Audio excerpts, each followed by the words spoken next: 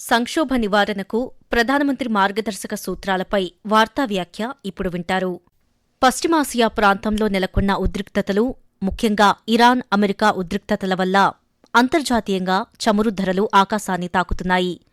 సంక్షోభ పరిస్థితుల కారణంగా ప్రపంచవ్యాప్తంగా, ముఖ్యంగా భారతదేశం వంటి దేశాలు తీవ్రమైన ఇంధన సంక్షోభం ఎదుర్కోవలసి వస్తోంది. ప్రపంచానికి అవసరమయ్యే ముడి చమురులో ఎక్కువ భాగం పశ్చిమాసియా నుంచి వస్తుంది.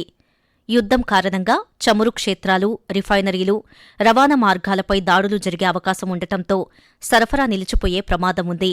భారత్ తన ఇంధన అవసరాల కోసం దాదాపు 85% పైగా దిగుమతులపైనే ఆధారపడుతున్న ప్రస్తుత పరిస్థితుల్లో పశ్చిమాసియాలో అస్థిరత భారత్కు భారీ సవాలుగా మారింది. పెట్రోల్, డీజిల్ ధరలు పెరిగితే రవాణా ఖర్చులు పెరిగి నిత్యావసర వస్తువుల ధరలు విపరీతంగా పెరుగుతాయి. చమురు దిగుమతుల కోసం భారత్ ఎక్కువ డాలర్లను ఖర్చు చేయాల్సి రావడం వల్ల విదేశీ మారక నిల్వలు తగ్గి రూపాయి విలువ పడిపోయే అవకాశముంది. ఈ ప్రభావం భారత ఆర్థిక వ్యవస్థపై పడకుండా ఉండేందుకు ప్రధానమంత్రి నరేంద్ర మోదీ దేశ ప్రజలకు 10 ప్రధాన సూచనలు చేశారు. విదేశీ మారక ద్రవ్యాన్ని ఆదా చేయడం, ఇంధనంపై ఆధారపడటాన్ని తగ్గించడం ఈ సూత్రాల ముఖ్య ఉద్దేశం. ఇంధనాన్ని చాలా పొదుపుగా వాడాలని, అవసరమైతేనే వాహనాలు వాడాలని, నగరాల్లో సొంత వాహనాలకు బదులుగా మెట్రో రైల్, బస్సులను ఎక్కువగా ఉపయోగించాలని సూచించారు.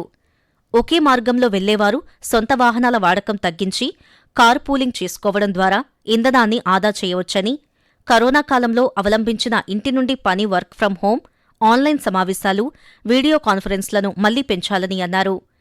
ఇంధన ఆదా కోసం వీలైనంత ఎక్కువ మంది ఎలక్ట్రిక్ వాహనాలను వాడాలని, రోడ్డు మార్గంలో కాకుండా రైల్వేల ద్వారా సరుకులను తరలించడం పెంచాలని, తద్వారా డీజిల్ వాడకం తగ్గుతుందని ప్రధానమంత్రి అభిప్రాయం వ్యక్తం చేశారు.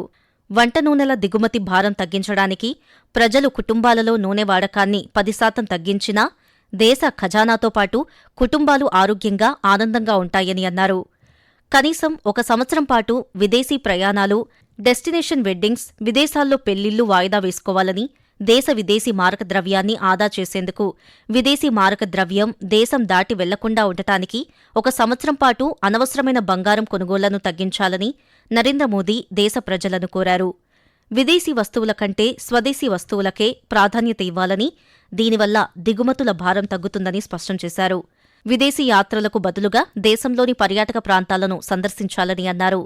రసాయన ఎరువుల దిగుమతి తగ్గించేందుకు రైతులు సహజసిద్ధమైన వ్యవసాయం వైపు మళ్లాలని, ఎరువుల వాడకాన్ని తగ్గించాలని కోరారు. తద్వారా విదేశీ ఇంధన ఆధారిత ఎరువుల దిగుమతులు తగ్గుతాయని అన్నారు.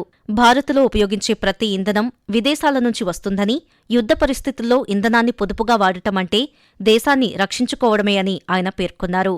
దేశభక్తి అంటే కేవలం సరిహద్దుల్లో ప్రాణాలు అర్పించడమే కాదని, సంక్షోభ సమయంలో బాధ్యతాయుతమైన జీవన శైలిని పాటించడం కూడా ఒక రకమైన దేశభక్తి అని నరేంద్ర మోదీ పేర్కొన్నారు.